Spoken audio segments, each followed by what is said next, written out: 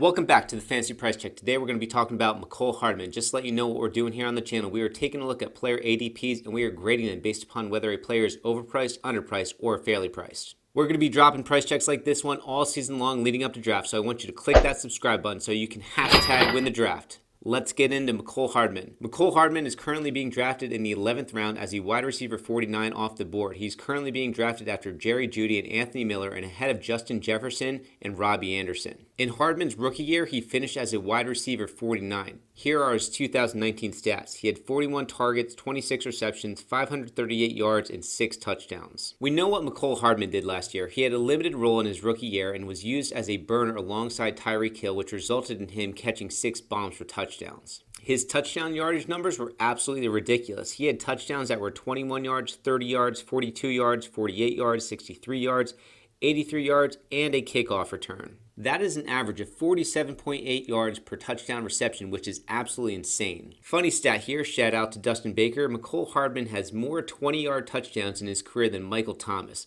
Mecole Hardman has 6 to Thomas's 5. With such lethal TD production on limited targets, Mecole Hardman ranked first in PPR points per target. And last year, Mecole Hardman tied Darius Slayton with the most 20-plus yard touchdowns with 6. Another interesting stat here, Tyreek Hill and Mecole Hardman are the only 2 players to have at least 6 30-plus yard touchdowns in the last 2 seasons. Let's dive into Mecole Hardman's projected usage in 2020. In his rookie season, Mecole Hardman averaged 30 snaps per game, which resulted in a 45% snap share. Mecole Hardman was forced into action early when Tyreek Hill went down with an injury from weeks 2 through 5. However, once Tyreek Hill came back, his snap share decreased to 35%. Last year, Mecole Hardman was 4th among Chiefs wide receivers in total snaps. It was Demarcus Robinson that took over when Tyreek Hill went down with an injury. And then he continued to receive a solid snap share throughout the remainder of the season. Sammy Watkins and Demarcus Robinson were nearly tied for total number of snaps. Sammy Watkins just had 1 more than Demarcus Robinson. What I'm expecting this year is for Mecole Hardman to jump Demarcus Robinson on the depth chart and be the wide receiver 3 for the Chiefs. He's just way too talented to be the wide receiver 4. If Mecole Hardman takes over as a wide receiver 3 on the depth chart, he's looking at a 60% snap share,